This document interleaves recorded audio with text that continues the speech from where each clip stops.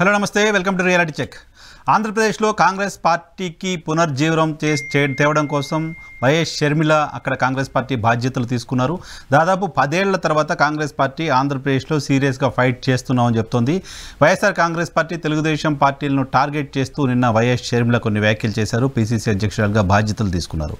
So ఇకపైన interesting fight Andhra Pradesh రాజకీయాల్లో చూస్తున్నాం. షర్మిల ఎంట్రీ ఎవరికి లాభం, ఎవరికి నష్టం, షర్మిల ఎంట్రీ వెనక ఎవరున్నారు అనే దానిపైన విస్తృతంగా చర్చ జరుగుతోంది. ఆ అంశంపైన ఈరోజు రియాలిటీ చెక్లో డిబేట్ చూద్దాం. డిబేట్లో మనతో పాటు జాయిన్ అవుతున్నారు senior political analyst Pentapati Pullarao గారు, తెలుగుదేశం పార్టీ నుంచి సప్తగిరి ప్రసాద్ గారు, వైఎస్ఆర్ కాంగ్రెస్ పార్టీ నుంచి కార్మూరి వెంకటరెడ్డి గారు, కాంగ్రెస్ పార్టీ నుంచి రమేష్ బాబు గారు మనతో పాటు లైవ్లో జాయిన్ అవుతున్నారు. ముందుగా వెంకటరెడ్డి గారు, గుడ్ ఈవినింగ్ అండి. Sir good evening. వైఎన్ఆర్ గారు, మీకు ప్యానల్లో ఉన్న అందరికీ అట్లానే ఈహా టీవీ ప్రేక్షకులకు నమస్కారాలు. ఏంటి వైఎస్ఆర్ కాంగ్రెస్ పార్టీకి వైఎస్ షర్మిల ఎఫెక్ట్గా మారబోతోందా? జగన్మోహన్ రెడ్డి గారు వదిలిన బాణం రివర్స్ వచ్చిందా? లాంటి వ్యాఖ్యలు చూస్తున్నాం. అంటే దీనికి ప్రస్తావించే ముందు జగన్మోహన్ రెడ్డి గారు కాంగ్రెస్ పార్టీకి రాజీనామా చేసినప్పటి నుంచి కొన్ని ఇన్సిడెంట్ చెప్తే నిజంగా అన్ని మాకు వ్యతిరేకమైన ఏ విధంగా మీడియా ప్రచారం చేశారని కూడా చెప్పాలి. ఎందుకంటే 2009లో రాజశేఖర రెడ్డి గారు చనిపోయిన తర్వాత ఏదైతే కాంగ్రెస్ పార్టీ ఓదార్పు యాత్రకు పర్మిషన్ ఉన్నటువంటి సందర్భంలో జగన్మోహన్ రెడ్డి గారు పార్టీకి రాజీనామా చేయగానే, అమ్మో జగన్మోహన్ రెడ్డి గారు పార్టీకి రాజీనామా చేసేశాడు, అక్కడ ఉంది సోనియా గాంధీ, ఇక్కడ కూడా అధికారంలో ఉన్న కాంగ్రెస్ పార్టీ, రాష్ట్రంలో కేంద్రంలో 2 చోట్ల అధికారంలో ఉంది, ఇంకా జగన్మోహన్ రెడ్డి గారి పని అయిపోయింది, ఏంటి ఆయన గెలిచేది పులివెందుల అసెంబ్లీ కడప పార్లమెంట్ ఎట్లా గెలుస్తాడు బై ఎలక్షన్ అని చెప్పి మాట్లాడింది ఇదే ఎల్లో మీడియా, ఇదే తెలుగుదేశం పార్టీ. అప్పుడు ప్రయోగించింది ఎవరిని? వివేకానంద రెడ్డి గారిని ప్రయోగించారు. అక్కడ వివేకానంద రెడ్డి గారు అంటే రాజశేఖర రెడ్డి గారి తర్వాత అత్యంత కీలక నేత, కడప జిల్లాలో కాంగ్రెస్ పార్టీకి రాజశేఖర రెడ్డి గారి కుటుంబ సభ్యుడిగా అందరికీ సుపరిచితుడైన వ్యక్తి. ఏమైంది? జగన్మోహన్ రెడ్డి గారి పని అయిపోయిందా? తర్వాత జగన్మోహన్ రెడ్డి గారిని జైలుకు పంపితే ఇంకా పార్టీ క్లోజ్ అయిపోయిందని చెప్పారు. సో ఆ విధంగా జైలుకు పంపారు, ఏమన్నా పార్టీ క్లోజ్ అయిందా? తర్వాత మేము 167 సీట్లతో మేము అపోజిషన్ లోకి వచ్చాం. మోడీ గారు, పవన్ కళ్యాణ్ గారు, చంద్రబాబు నాయుడు గారు, ఇంతమంది వాళ్ళందరూ కలిసి పోటీ చేసినా మాకు వాళ్ళకి వచ్చింది కేవలం 1.5% ఓటింగ్ తేడా, 5 లక్షల ఓట్లే. సరే బలమైన అపోజిషన్ గా వచ్చాడు జగన్మోహన్ రెడ్డి గారు. ఎట్లయినా ఈ అపోజిషన్ లో ఉన్న జగన్మోహన్ రెడ్డి గారిని ఈ పార్టీని క్లోజ్ చేయాలని చెప్పి చంద్రబాబు నాయుడు, వాళ్ళకి సంబంధించినటువంటి మీడియా విశ్వ ప్రయత్నాలు చేసింది. 23 మంది ఎమ్మెల్యేలు తీసుకున్నారు. జగన్మోహన్ రెడ్డి గారి పని అయిపోయింది, 23 మంది ఎమ్మెల్యేలు వెళ్ళిపోయారు. ఇంకా జగన్మోహన్ రెడ్డి గారి పని అయిపోయిందని ప్రచారం చేస్తే ఏమైంది? మాకు 151 సీట్లు వచ్చినాయి. 151 సీట్లు వచ్చినా కూడా అదే విష ప్రచారం. ఏమని? ఆ రాయలసీమ మంత్రి దగ్గర ఒక 20 మంది ఎమ్మెల్యేలు ఉన్నారు, ఉత్తరాంధ్ర మంత్రి దగ్గర ఒక 30 మంది ఉన్నారు, ఆ గోదావరి జిల్లా రఘురామకృష్ణ దగ్గర ఒక 10-15 మంది ఉన్నారు, మొత్తం ఈ ప్రభుత్వం కూలిపోతుందని ఆర్టికల్ 360 అన్నారు, రాష్ట్రపతి పాలన అన్నారు. ఈ 4.5 నెలల్లో రకరకాలుగా మా ప్రభుత్వం పడిపోతుందని కూడా ప్రచారం చేశారు. సరే ఈ లోప షర్మిల గారు పక్క రాష్ట్రంలో పార్టీ పెట్టుకుంటే, సరే ఇప్పుడు ఆ పార్టీ నడపలేని పరిస్థితుల్లో ఏదో ఏ పథకం ప్రకారం ఏమొచ్చిందో తెలియదు, ఇక్కడికి వచ్చి కాంగ్రెస్ పార్టీలో జాయిన్ అయితే వైఎస్ఆర్ కాంగ్రెస్ పార్టీ పని అయిపోయిందని రాస్తున్నారు. ఎన్నిసార్లు వైఎస్ఆర్ కాంగ్రెస్ పార్టీ పని అయిపోయింది సార్? మీరు అయిపోయింది అన్న ప్రతిసారి అంటున్నప్పుడల్లా మా బలం పెరుగుతా ఉంది కానీ తగ్గట్లేదు కదా. కానీ ఇక్కడ పాయింట్ ఏంటంటే జగన్మోహన్ రెడ్డి గారు కాంగ్రెస్ పార్టీని వదిలి బయటికి వచ్చిన రోజు ఆయన ఎవరైతే విమర్శించారో, వ్యతిరేకించారో వాళ్ళంతా కంటిన్యూస్గా మీరు చెప్తున్నట్టు మీ భాషలో ఎల్లో మీడియా కావచ్చు, తెలుగుదేశం పార్టీ కావచ్చు, కాంగ్రెస్ పార్టీ కావచ్చు, అవే విమర్శలు చేస్తూ వచ్చినారు. కానీ ఆ అన్ని సందర్భాల్లోనూ జగన్మోహన్ రెడ్డి గారిని వెన్నంటి ఉండి, ఆయన కష్టాలలో ఉండి, ఆయన జైల్లో ఉన్నప్పుడు పార్టీని నడిపించి ఆయన అధికారంలోకి రావాలని ఊరూరు తిరిగిన వైఎస్ షర్మిల గారు ఇప్పుడు వచ్చి మీకు వ్యతిరేకంగా మాట్లాడుతున్నారు. అది ఇంపార్టెంట్ పాయింట్. వ్యతిరేకంగా మాట్లాడే వాళ్ళు 10 దశాబ్దాల కాలంగా ఎట్లాగో వ్యతిరేకంగా మాట్లాడుతున్నారు. ఆయన ముఖ్యమంత్రి కావాలని ఊరూరు తిరిగి కాలుకు బలపం కట్టుకొని తిరిగిన షర్మిల గారు వచ్చి ఈరోజు జగన్మోహన్ రెడ్డి గారి విధానాలు సరిగా లేవంటున్నారు. ఇప్పుడు షర్మిల గారు వైఎస్ఆర్ తెలంగాణ పార్టీని పెట్టినప్పుడు ఆమె ఏం చెప్పారు? నేను ఆడపిల్లని బట్ ఈడపిల్లని అన్నారు. అంటే ఏంటి? నేను తెలంగాణ పిల్లని, తెలంగాణలోనే నేను ఆల్రెడీ ఇక్కడే నేను చదువుకున్నాను, తెలంగాణలోనే పెళ్లి చేసుకున్నా, నా పిల్లలు తెలంగాణ, నా ఓటు హక్కు కూడా నేను తెలంగాణకు మార్చేసుకున్నా, నేను తెలంగాణ పిల్లని అన్నాను. మొన్న నవంబర్ 30 అంటే 1.5 క్రితం జరిగినటువంటి తెలంగాణ ఎన్నికల్లో ఓటేసింది ఎక్కడ? తెలంగాణ ఎన్నికల్లో హైదరాబాద్ లో ఆ ఓటు హక్కును వినియోగించుకున్నారు. సో ఇప్పటికి ఆంధ్రాలో ఓటు హక్కు లేదు షర్మిల గారికి. ఈ 3 సంవత్సరాల క్రితం నుంచి మాకు వ్యతిరేకంగా ఎవరైతే ఉన్నారో, మాకు మీన్స్ రాజశేఖర రెడ్డి గారికి కూడా, నోట్ దిస్ పాయింట్, అతని దగ్గరికి ఇంటర్వ్యూకి వెళ్ళి నువ్వు, ఆయనేమో నిన్ను ఏకవచనంతో సంబోధిస్తాడు, ఆయన కాళ్ళ మీద కాలేసుకుంటాడు, నువ్వేమో రాజశేఖర రెడ్డి గారి బిడ్డని అంటావు, మరి నువ్వు అక్కడ ఉన్నటువంటి తీరు అక్కడ ఆయన అడిగేటటువంటి ప్రశ్నలు, ఆయన సంబోధించేటువంటి తీరుతోనే రాజశేఖర రెడ్డి గారి అభిమానులందరికీ ఆల్రెడీ అర్థమైపోయింది. షర్మిల గారు రాంగ్ ట్రాక్ లోకి వెళ్ళారు. ఆ రాంగ్ ట్రాక్ లో ఒక పథకం మీరు అనుకుంటున్న రాంగ్ ట్రాక్, మీరు భావిస్తున్న ఎల్లో మీడియాలో తెలుగుదేశం పార్టీ రాంగ్ ట్రాక్, కానీ కాంగ్రెస్ పార్టీ రాంగ్ ట్రాక్ కాదు కదా. ఎందుకంటే జగన్మోహన్ రెడ్డి గారు చెప్పారు, నేను సెక్యులర్ పార్టీ, భవిష్యత్తులో ప్రత్యేక హోదా ఇస్తానంటే కాంగ్రెస్ పార్టీతోటైనా కలవడానికి సిద్ధమని జగన్మోహన్ రెడ్డి గారు చెప్పారు. అప్పుడు షర్మిల గారు కాంగ్రెస్ పార్టీలోకి వెళ్ళడానికి కూడా అభ్యంతరం చెప్పాల్సిన అవసరం లేదు. Point number 1. Point number two ఏంటంటే ఆమె ప్రాంతీయ పార్టీ తెలంగాణలో పెట్టుకున్నారు. ఒకసారి కాంగ్రెస్ పార్టీలో చేరిన తర్వాత కాంగ్రెస్ పార్టీ జాతీయ పార్టీ అయినప్పుడు ఏ రాష్ట్రంలో బాధ్యతలు ఇస్తే అక్కడికి వెళ్ళి పనిచేసే అవకాశం ఉంటుంది. మీరు అన్న దాంట్లో సెక్యులర్ పార్టీ కాంగ్రెస్ పార్టీ, మేము కాంగ్రెస్ పార్టీతో మేము పొత్తు పెట్టుకుంటామని ప్రత్యేక హోదా ఎవరైతే ఇస్తారో, మేము ఎక్కడ రాజశేఖర రెడ్డి గారి పేరు ఎఫ్ఐఆర్ లో చేసినటువంటి ఇదేటువంటి మాటలేదు సార్. అదే గాలి పార్టీ దాన్ని ఉమ్మేయాలి కాంగ్రెస్ పార్టీ మీద అన్నారు. మరి అదే ఉమ్మేయాలన్నటువంటి పార్టీలో ఏ విధంగా జాయిన్ అవుతారు? జగన్మోహన్ రెడ్డి గారు జాతీయ ఛానల్స్ లో మాట్లాడిన సందర్భంలో కాంగ్రెస్ పార్టీ నుంచి బయటకు వచ్చిన తర్వాత కాంగ్రెస్ పార్టీతో మేము కలవమని చెప్పలేము, రేపు పొద్దున పరిస్థితిని బట్టి కలవడానికి అవకాశం ఉంటే కలుస్తాము, పొత్తు పెట్టుకుంటాము అని చెప్పారు. ఇందాక మళ్ళీ రిపీట్ చేసి మాట్లాడేది మీరు అన్నదానికి, మేము భారతీయ జనతా పార్టీతో కూడా కలవలేదు సార్, కాంగ్రెస్ పార్టీతో కూడా మేము కలవము, ఏ పార్టీతో మేము కలవకూడదని ఏం పెట్టుకోలేదు అన్నారు ఆయన. కలవకూడదు అనే లేదు, కాంగ్రెస్ తో కలవాల్సిన పరిస్థితి వస్తే, పొత్తు పెట్టుకోవాల్సిన పరిస్థితి వస్తే అప్పుడు చూస్తామనే మాట చెప్పారు ఆయన. పొత్తులు ఏ రాజకీయ పార్టీతో మేము పెట్టుకోలేదు, పెట్టుకోకూడదు. మళ్ళీ చెప్తున్నాం, స్టిక్ ఆన్ మై వర్డ్స్, పొత్తులు మేము పెట్టుకోవట్లేదు, పెట్టుకోం కూడా. అప్పుడు ఏమన్నాం, ప్రత్యేక హోదా ఎవరిస్తానని వాళ్ళు సంతకం పెడితే వాళ్ళకి మద్దతు ఇవ్వడానికి రెడీ అన్నాం. దేంట్లో? లోక్సభలో బిల్లుల అంశంలో, రాజ్యసభలో బిల్లుల అంశంలో. ఎందుకు? వాళ్ళకి మద్దతు తక్కువ ఉంటది కాబట్టి మన 25 ఎంపీలు కానీ మనకి ఇస్తే మన మద్దతుతోనే అక్కడ ప్రభుత్వం ఏర్పడేటటువంటి అవకాశం వస్తే మద్దతు ఇస్తామన్నాం. వాళ్ళతో వెళ్ళి కంబైన్ అయ్యి మేము పదవులు పంచుకుంటామని చెప్పలా. ఇప్పుడు కూడా మేము చెబుతున్నాం, రాజశేఖర రెడ్డి గారి పేరుని ఎఫ్ఐఆర్ చేసిన కాంగ్రెస్ పార్టీ మాకు ప్రథమ దోషి. మేము వ్యతిరేకించి పార్టీని పెట్టుకుంటే కాంగ్రెస్ పార్టీని వ్యతిరేకించింది. ఇదే షర్మిల గారు సోనియా గాంధీని కలిసి బయటకు వచ్చినప్పుడు షర్మిల గారు సోనియా గాంధీ మధ్య జరిగిన డిస్కషన్ మీకు తెలుసు కదా. ఆ రోజు జగన్మోహన్ రెడ్డి గారు ఉన్నారు, అదేవిధంగా విజయమ్మ గారు ఉన్నారు. ఇప్పుడు 2011లో పార్టీ పెట్టక ముందు బోధార్పు యాత్ర మేము పర్మిషన్ ఏమో, మీరు అందరిని తీసుకొచ్చి ఒక చాటు కూర్చోబెట్టి వాళ్ళందరికీ ఏమి ఇస్తారో అది ఇచ్చుకోండి, ప్రతి జిల్లాలో మీటింగ్ పెట్టి, మీరు లీడర్ గా ఇక్కడ ఎదగటానికంటే మీరు పార్టీని దాటి వెళ్ళటానికి వీల్లేదు, మేము మీ యాత్రకు పర్మిషన్ ఇవ్వనంటే ఆ రోజు మాట్లాడినటువంటి షర్మిల గారు బయటకు వచ్చి ఏం మాట్లాడారు సార్? మేము పర్మిషన్ అడిగితే ఓదార్పు యాత్రకు పర్మిషన్ ఎవరా? వీళ్ళు మా నాయన్ని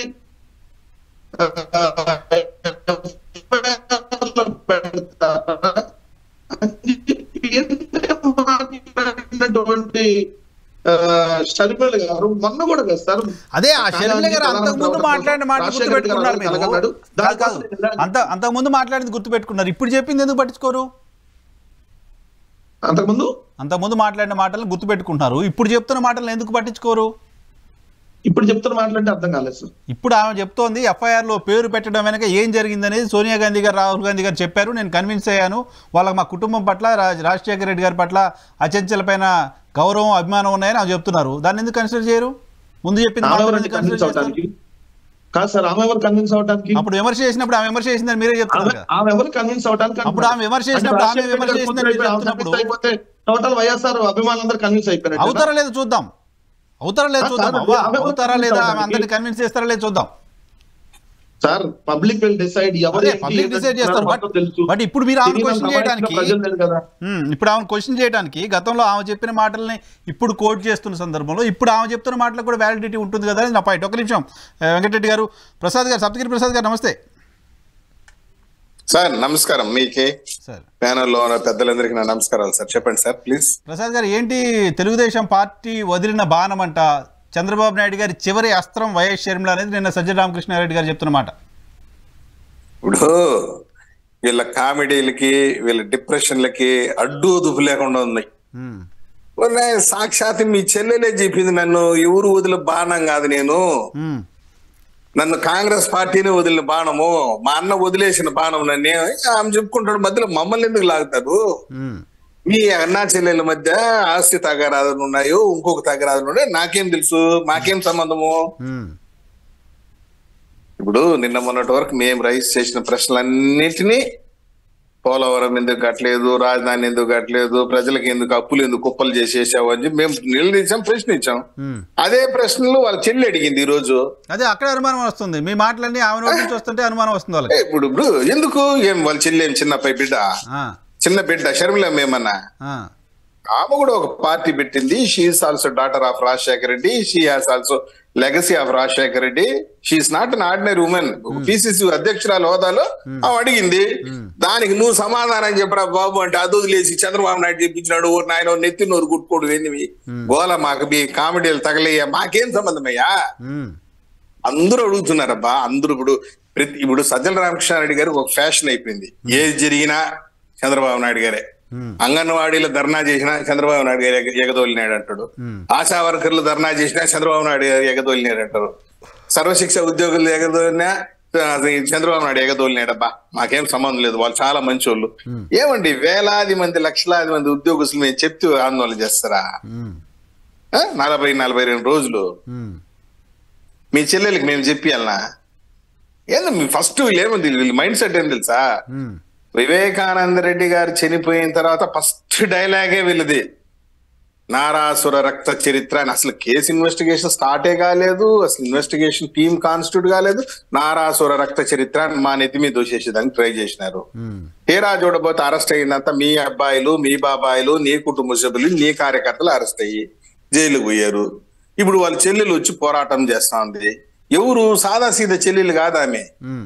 నిన్ను ముఖ్యమంత్రి చేయాలని ప్రజల్లోకి వచ్చి జనబాహ్యంలోకి వచ్చి రాజశేఖర రెడ్డి బిడ్డ వైఎస్ జగన్మోహన్ రెడ్డి ఒక అవకాశం ఇవ్వకూడదా అని చెప్పి దీనంగా అడిగిన బిడ్డ ఆమె. ఒక అవకాశం ఇవ్వకూడదా మా అన్నకి అని ఊరు 3400 కిలోమీటర్లు ఎండా వాన లెక్క చేయకుండా మా అన్న కోసం పోరాటం చేసిన చెల్లి ఆమె ఈ రోజు నీ పైన రివర్స్ అయింది. ఎక్కడ పొరపాటు జరిగింది దానికి నువ్వు సమాధానం చెప్పబ్బా అంటే సజ్జల రామకృష్ణారెడ్డి, వైవి సుబ్బారెడ్డి, ఆయన ఎవరు ఇంకొక ఆయన, వీళ్ళందరూ ఈ రోజారెడ్డి అంటే వీళ్ళందరూ ఎందుకు పని పాట లేకుండా వచ్చి మా మీద సరే సజ్జల రామకృష్ణారెడ్డి గారి కామెంట్స్ అది, దానికి మీ సమాధానం అదైతే ఆమె నేను ఒకటి చెప్తాను. నేను ఒకటి అడుగుతా. ఆ రోజు జగన్మోహన్ రెడ్డి జైల్లో ఉంటే ములాఖత్కి మీ చెల్లి వచ్చింది షర్మిలమ్మ. మీ చెల్లి వచ్చిన తర్వాత నువ్వు అడుక్కున్నావు మీ చెల్లిని దీనంగా, నా కోసం ఏదైనా చేయదలుచుకుంటే నా తరఫున నేను జైల్లో పాదయాత్ర చేయమ్మా అని నువ్వు అడుక్కుంటేనే నువ్వు రిక్వెస్ట్ చేసుకున్నావు. ఏం చేసి మీ చెల్లి పాదయాత్రను 3400 కిలోమీటర్లు చేసింది. ఈ రోజు మీ చెల్లి రివర్స్ అయ్యింది. నువ్వు కొన్ని ప్రశ్నలు సంధించింది. ఈ రోజు స్టార్టింగ్ తొలి ప్రెస్ మీటే, ఇంకా 3 నెలలు ఉంది. ఇంక ఏమేమి ప్రెస్ మీట్లు వస్తాయో, ఇంకేమేమి ఘోరమైన ఘోరాలు రివీల్ చేయాల్సి వస్తుందో మనకు తెలియదు. ఇంకా ఎన్నో కూడా ఉంటాయి ప్రెస్ మీట్లు. నేను అడిగేది ఏంటంటే ఒక్క నిమిషం, honourable chief minister should answer this. నిన్ను క్వశ్చన్ చేస్తే ఒక పిసిసి అధ్యక్షురాలుగా నీ చెల్లి నీ పిసిసి అధ్యక్షురాలు హోదాలు నిన్ను క్వశ్చన్ చేస్తే నీ సమాధానం చెప్పకుండా ఈ కింద ఉన్నటువంటి వీళ్ళందరూ భజన బ్యాచ్ అంతా వచ్చి సమాధానం చెప్పడం ఏంది? నువ్వు చెప్పు సమాధానం. నీకు వాళ్ళ జగన్మోహన్ రెడ్డి గారి ఒపీనియనే కదా, పార్టీ ఒపీనియనే కదా, వాళ్ళు మాట్లాడారంటే జగన్మోహన్ రెడ్డి గారికి నువ్వే డైరెక్ట్. ప్రసాద్ గారు ఒక పాయింట్ ఏంటంటే తెలుగుదేశం పార్టీ పైన కూడా విమర్శలు చేసింది ఆమె. తెలుగుదేశం పార్టీ ప్రత్యేక హోదా భారతీయ జనతా పార్టీ చెప్పింది. భారతీయ జనతా పార్టీ వైఎస్ఆర్ చుట్టూ టీడీపీ వైసీపీ 2 తిరుగుతున్నాయి, రాష్ట్రానికి అన్యాయం చేస్తుందని చెప్తోంది. ఆమె పిసిసి అధ్యక్షురాల హోదాలో మమ్మల్ని అప్పులు చేసినామనో ఇంకొకటి మమ్మల్ని డైరెక్టర్ గా ఎక్కడ మాట్లాడలేదు. స్ట్రైట్ క్వశ్చన్ మీ అన్నకి వేసింది ఆమె. రాష్ట్ర ముఖ్యమంత్రి గారి స్ట్రైట్ క్వశ్చన్ వేసింది. ఒక ప్రతిపక్ష నాయకురాలుగా మమ్మల్ని కూడా 2-3 ప్రశ్నలు అడిగి ఉండొచ్చు. అఫ్ కోర్స్ వాటికి మేము సమాధానం చెప్పడానికి సిద్ధంగా ఉన్నాం. ఏమేసిందో మాకు పోలవరం గాని అమరావతి గాని ఇవన్నీ మేము కట్టలేదనే కదా మాకు 23 ఇచ్చిండేది. ఈయనేదో పొడస్తాడు, చింపుతాడు, కట్టేస్తాడనే కదా ఆయన 151 ఇచ్చిండేది. ఆయన చేసింది కాబట్టి మాకు ఏంటి అంటుందామె. సరే ఇవ్వాలన్నా వద్దా అని చెప్పి పబ్లిక్ విల్ డిసైడ్. ఒకే గాటిని కట్టేస్తోంది, పబ్లిక్ డిసైడ్ చేస్తుంది. ఒకే గాటిని కడుతుంటే మీరు మాత్రం మిమ్మల్ని తిడుతుంది, మీరు సమాధానం చెప్పండి వైసీపీని అడుగుతున్నారు. మా ఇద్దరిని ఒకే ఘాటు కట్టడం కాదు. ఆమె సూటి బాణాలు వేసింది. ఒకటైతే నేను చెప్తున్నాను, మొదటి నుండి షర్మిలమ్మ మమ్మల్ని విమర్శిస్తూనే ఉంది. కొత్త అయితే ఏం కాదు కదా. మొదటి నుండి ఇప్పుడు వాళ్ళన్న ప్రతిపక్ష నాయకుడు ఉన్నప్పుడు మమ్మల్ని విమర్శించింది. మమ్మల్ని దుమ్మెత్తి పోసింది, వాళ్ళ అన్నని నెత్తి మీద పెట్టుకుని మోసింది. ఇప్పుడు ఊరు కింద దింపేసి ఇది ఏదేదో నేను కుందేలు అనుకున్నాను, చూడకపోతే బ్రహ్మరాక్షసుడు ప్రశ్నించడం కాదుగా వైఎస్ ఇప్పుడు కాంగ్రెస్ పార్టీ అధ్యక్షురాలుగా ప్రశ్నించింది. సో కాంగ్రెస్ పార్టీ కూడా ప్రశ్నిస్తుంది కాబట్టి కాంగ్రెస్ పార్టీ లైన్ చూడాలి కదా. ఒక విషయం, చెల్లి హోదాని పిసిసి అధ్యక్షుని హోదాని రెండుగా విడదీసి చూడలేం,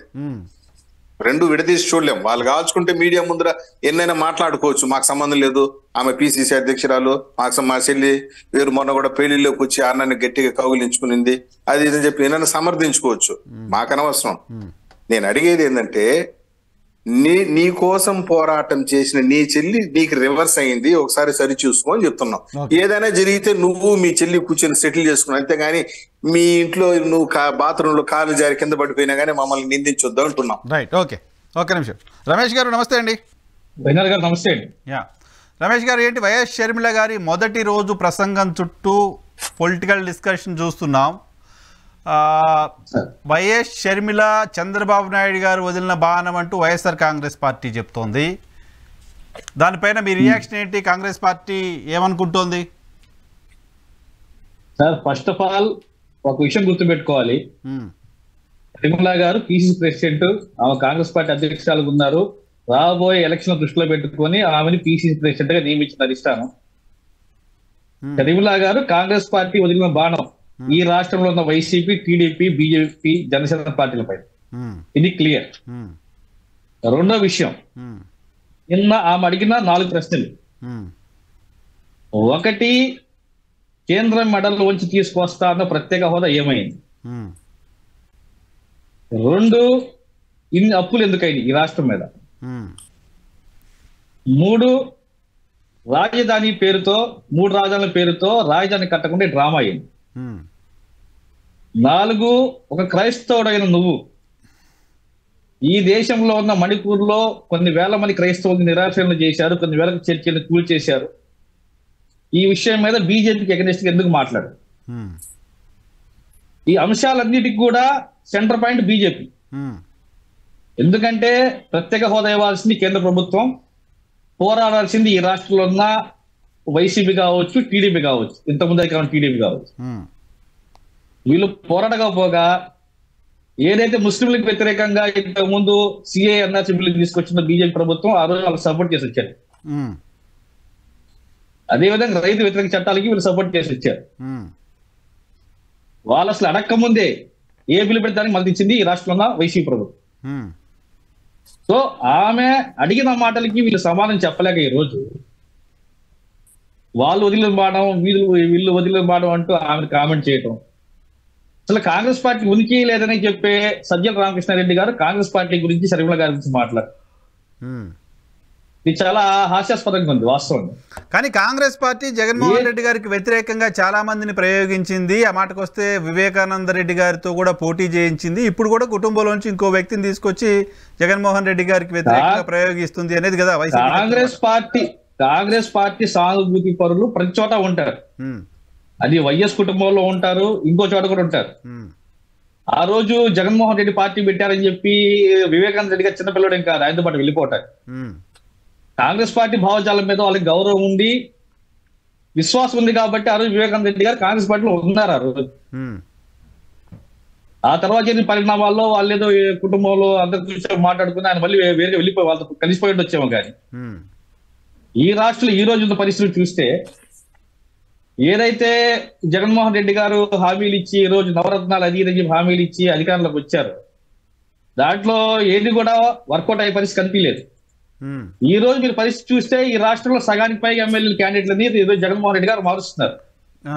అంతలాగా మీ ప్రభుత్వం ఎరగ తీసుకొని ఈ రాష్ట్రానికి వరగబెట్టింది ఉందంటే నిజంగానే మీ ఫోటో పెట్టుకుని వెళ్తే జనాలు ఓటేస్తారని నమ్మకం ఉంటే ఈ రోజు జగన్మోహన్ రెడ్డి గారు ఆ అభ్యర్థులను మార్చిన అవసరం ఏముంటుంది ఈ రాష్ట్రంలో? సరే, అది మాట్లాడు. దానికంటే ముందు మీ వెనక షర్మిల వెనక టీడీపీ రాజకీయంగా కాంగ్రెస్ పార్టీకి ఇబ్బంది కాదా?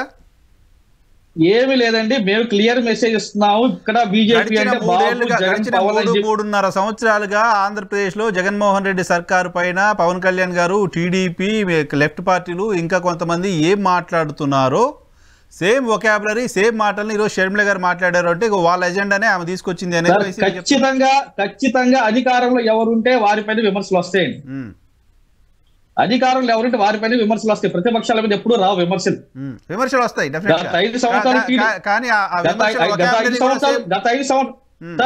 5 సంవత్సరాలు టీడీపీ అధికారులు ఉంటే టీడీపీని విమర్శించాం మేము. ఆ రోజు మేము జగన్ గారిని విమర్శించలేదు. ఆ రోజు షర్మిల గారు ఎక్కడైనా ఉండొచ్చు కానీ ఆ రోజు మేము జగన్ గారిని విమర్శించలేదు. మేము విమర్శించి టీడీపీనే. ఇప్పుడు అధికారంలో వైసీపీ కాబట్టి వైసీపీని విమర్శిస్తాం. ప్రజలు బాధలు పడుతున్నారంటే అధికారమే దానికి. వైఎస్ఆర్ కాంగ్రెస్ పార్టీ సర్కారు 10 లక్షల కోట్లు అప్పు చేసిందనే మాట టీడీపీ మాట్లాడుతుంది, జనసేన మాట్లాడుతుంది, భారతీయ జనతా పార్టీ మాట్లాడుతుంది. కాంగ్రెస్ పార్టీ ఎక్కడ మాట్లాడటం నేనైతే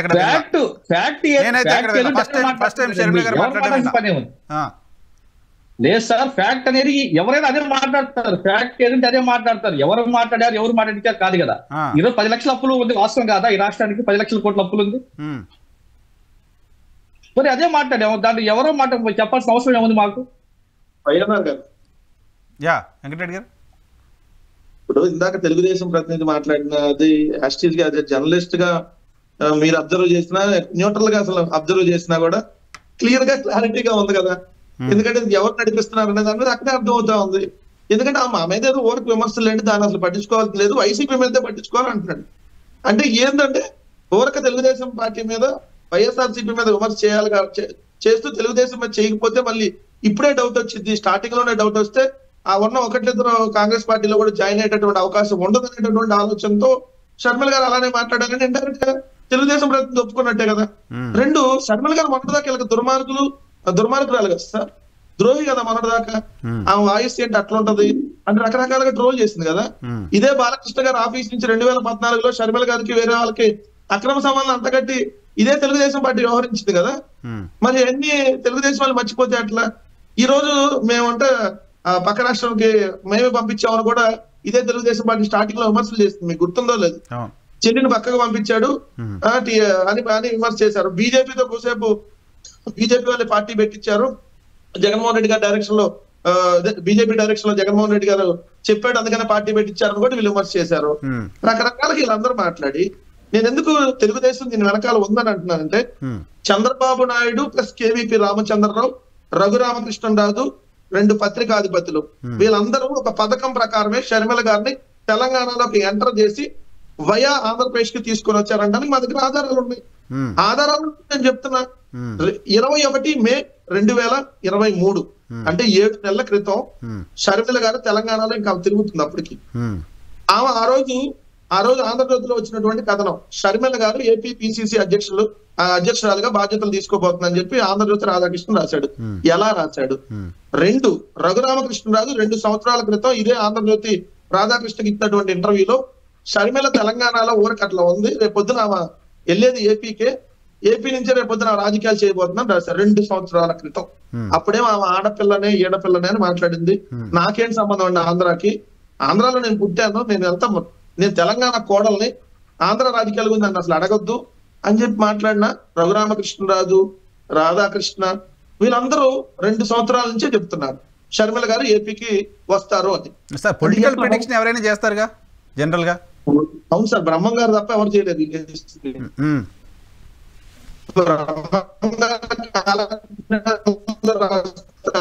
గొప్పలు కాబట్టి బ్రహ్మ గారు, దాని తర్వాత వీళ్ళే. ఎందుకంటే పార్టీ అధ్యక్షురాలుగా పక్క రాష్ట్రంలో ఉంది, కానీ వీళ్ళు ఏపీ కాంగ్రెస్ బాధ్యతలు తీసుకునేదని చెప్పి రాసేశారు అప్పుడే. చెప్పాను 2 ఆమె వెళ్ళిన ట్రాక్ నేను చెప్పాను కదా. రాజశేఖర రెడ్డి గారిని వ్యతిరేకించినటువంటి శక్తులందరి దగ్గరికి వెళ్ళింది, జగన్మోహన్ రెడ్డి గారిని వ్యతిరేకించే శక్తులందరి దగ్గరికి వెళ్తుంది. ఎవరు మనం చూసారు, మీ పెళ్లికి ఆహ్వానాలు ఇచ్చిన దగ్గర నేను చూసుకుంటే ఏమో అందరు రాజకీయ పార్టీ నాయకులకు ఇచ్చిందా ఇవ్వలేదు. మరి ఇక్కడ కిషన్ రెడ్డికి ఇవ్వాలా, అక్కడ పురంధేశ్వర్ గారికి ఇవ్వాలా, మరి నాకు తెలిసి కమ్యూనిస్ట్ పార్టీ వాళ్ళకి కూడా ఇచ్చిందో లేదో. రాజశేఖర రెడ్డి గారికి దగ్గరగా ఉండే ఎవరైతే స్నేహితులుగా ఉన్నటువంటి ఉండవల్లి అరుణ్ కుమార్ గారిని కలిసి ఎక్కడ ఇవ్వాలా, మరి మనకు అయినా ఎక్కడ రాలా.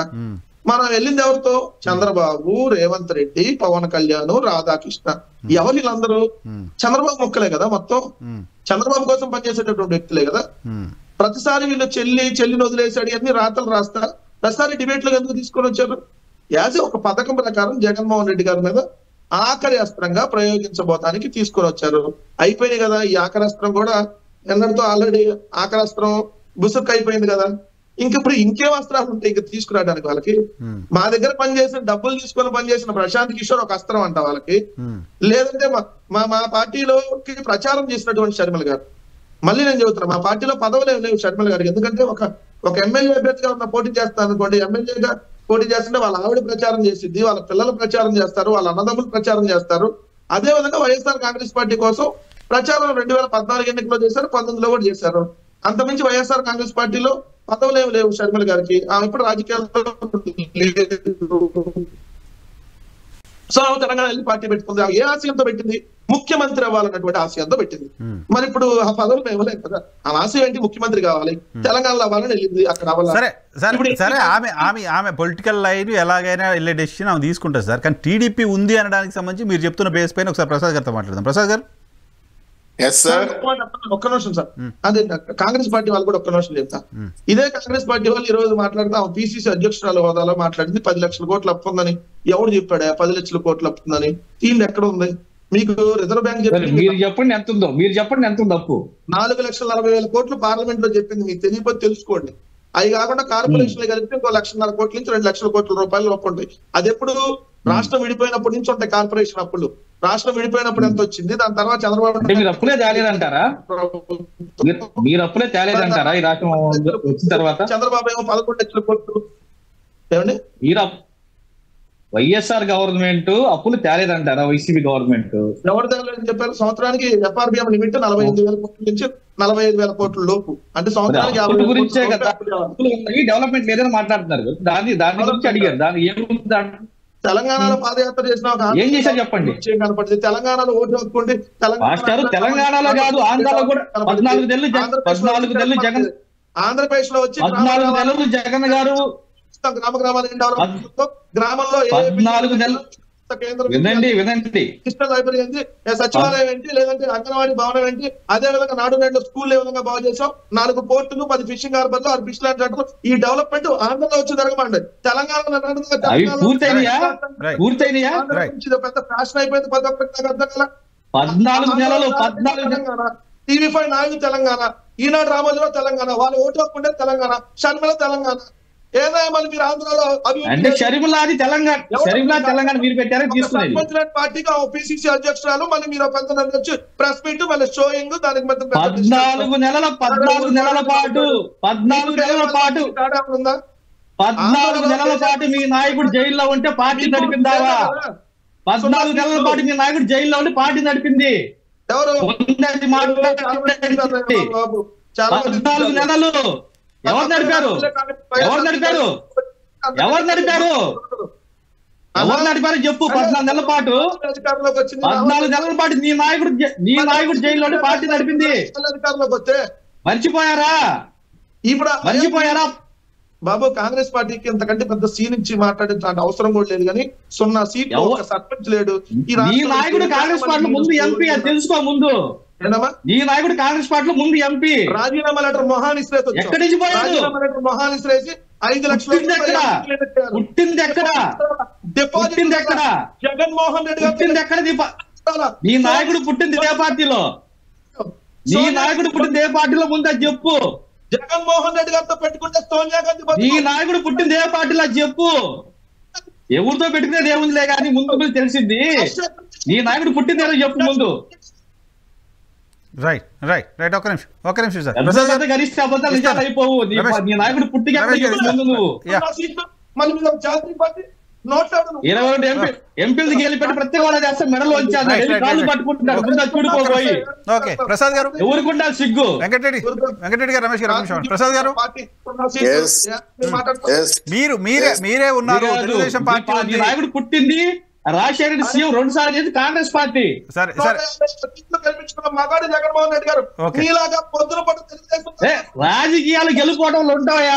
గెలవడం గొప్పలు అయిపోతారా? జీవితాంతం ఉంటాడే ప్రసాద్ గారు. తెలుగుదేశం పార్టీ 2 మాటలు మాట్లాడగా అల్లాడిపోతున్నారు. 2 మాటలు సమాధానం చెప్పలేక. ఆమె 4 క్వశ్చన్లు అడిగింది, ఒక్కదానికి ఆన్సర్ చెప్పలేకపోతారు. అడుగుతారు పెద్ద పెద్దగా. రైట్ అండి.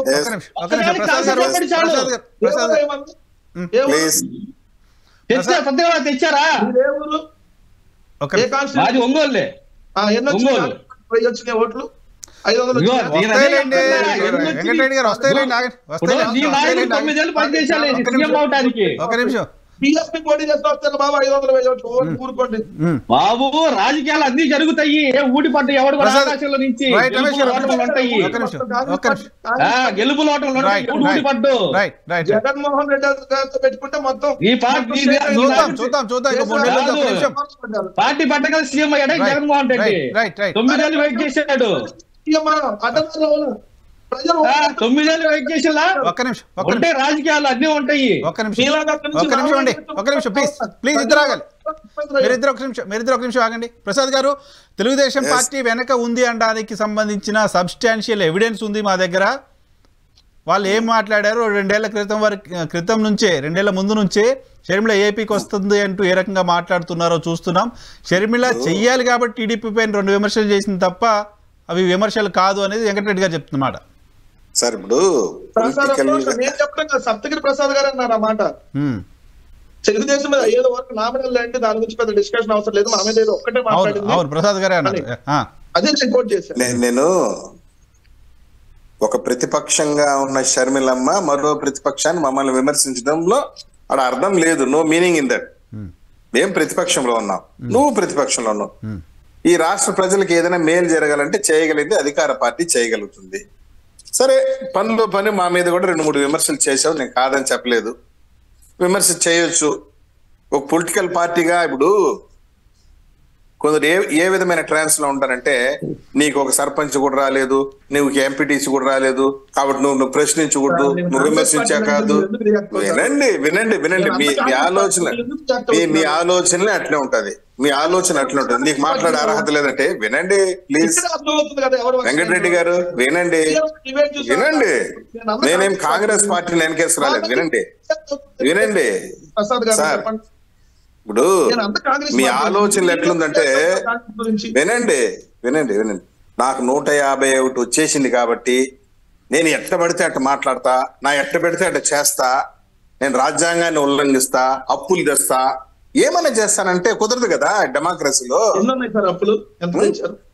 ₹1 లేదనుకుందాంలే, ఎందుకు ఊరికి వచ్చిన రచ్చ. ఒక 2 నెలలు పోతే మొత్తం తేలిపోతుంది కదా ఎవరు ఎంత తెచ్చినారని. 2 మంత్స్ కూడా 30 days వద్దులే.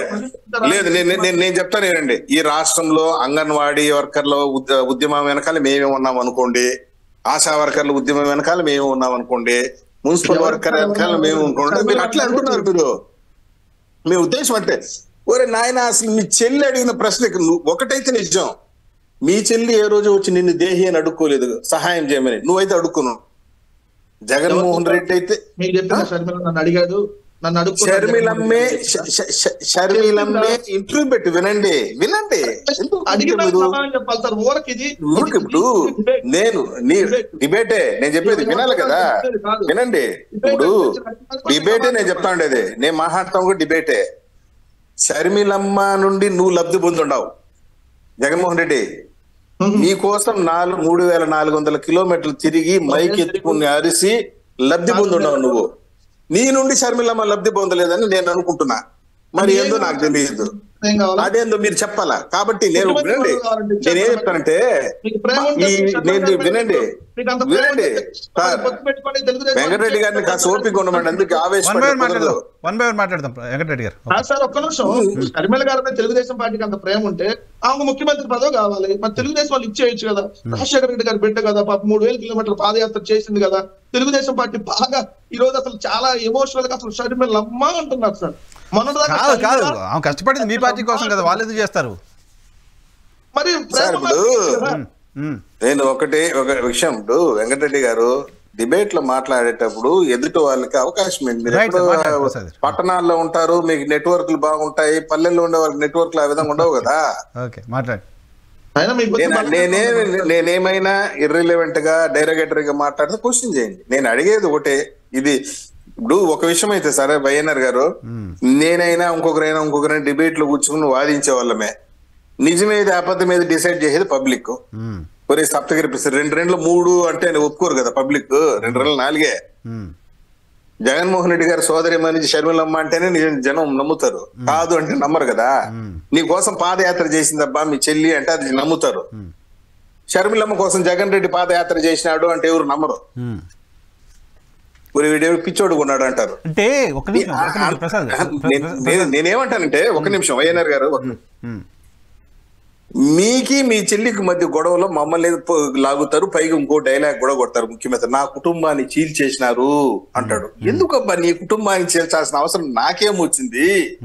నీకు కుటుంబం ఉంటే కదా చీల్చేదానికి. మీ తల్లి వెళ్ళిపోయింది, మీ చెల్లి వెళ్ళిపోయింది, ఆ కుటుంబం ఏడుంది చీల్చడానికి. మేము రేపు పొద్దున విజయమ్మ వచ్చి షర్మిలమ్మ పక్కన నిలబడుకుని ప్రచారం చేసిన ఆశ్చర్యపోబన్లే. మళ్ళీ ఈ విషయం చేసి దీని వెనకాల కుట్రా, వీళ్ళు ఎప్పుడో చెప్పారు డిబేట్ లో, వీళ్ళు ఎప్పుడు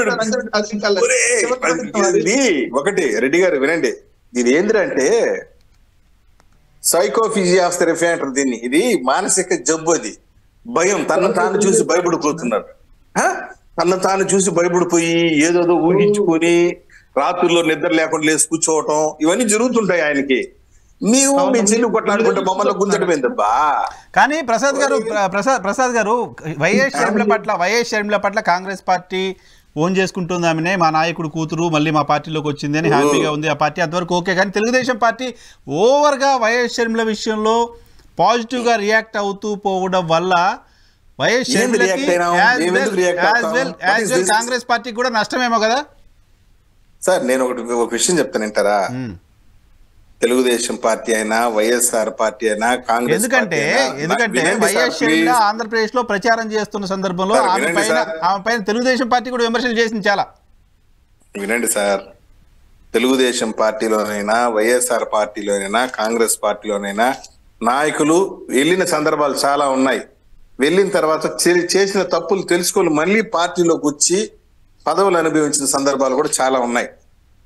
ఆ లెక్కెత్తుకుంటే Rajasekhara Reddy garu is not born and brought up in Congress party. First ఆయన గెలిచింది రెడ్డి కాంగ్రెస్ లో గెలిచాడు, మళ్ళీ బ్రహ్మానంద రెడ్డి గారి పిలుపు మేరకు ఇంకొకరు పిలుపు మేరకు కాంగ్రెస్ పార్టీలోకి వచ్చారు.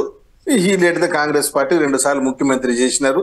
అది వాళ్ళకి సంబంధించిన వ్యవహారాలు. మధ్యలో మమ్మల్ని ఎందుకు బదనాం చేస్తారు? మాకేం సంబంధము? పార్టీలో నుంచి ఇప్పుడు ఒకటి అంటారు, 2 సంవత్సరాల క్రితమే ఏబిఎన్ రాధాకృష్ణ గారు చెప్పారంటే ఇట్స్ ప్రిడిక్షన్. నేను ఇంకోటి కూడా చెప్తాను, మన తెలంగాణ ఎన్నికల్లో 67 సీట్లు వస్తుంది కాంగ్రెస్ పార్టీకి అని ఒక సర్వే చెప్పింది. వాళ్ళంత మాత్రం నాడేదో మ్యానిపులేషన్ జరిగిపోయినట్టేనా?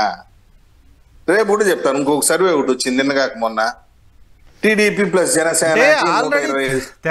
ఈ ప్రిడిక్షన్ చెప్పొచ్చు ఎలక్షన్ జరుగుతున్న సందర్భంలో ఎవరైనా, కానీ ఓ రాష్ట్రంలో పార్టీ పెట్టుకుని పార్టీ నడుపుతున్న వ్యక్తి ఆ పార్టీని మూసేసి పక్క రాష్ట్రానికి వస్తారని చెప్పడం ప్రిడిక్షన్ ఎట్లా అవుద్ది? నేను చెప్తున్నా కదా ఆమెకి ఇక్కడ. వినండి sir, that is also political expectation and prediction.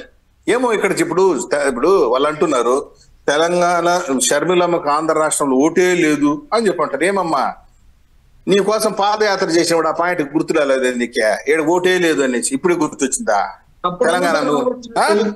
అప్పుడు నీ అవసరం అట్లా వాడుకున్నారు. ఇప్పుడు అవసరం తీరిపోయింది.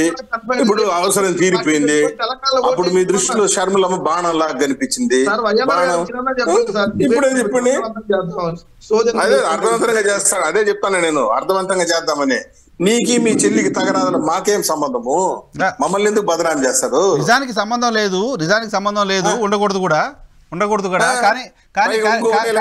కుటుంబాన్ని చీల్చారు అంటే కాదు, నీ కుటుంబాన్ని చీల్చారు ముర్రు అని అరుగు మీద కూర్చొని ఏడవటం ఎందుకు? అదేదో మీ చెల్లినే పిలిపించుకుని ఏడ్చుకో.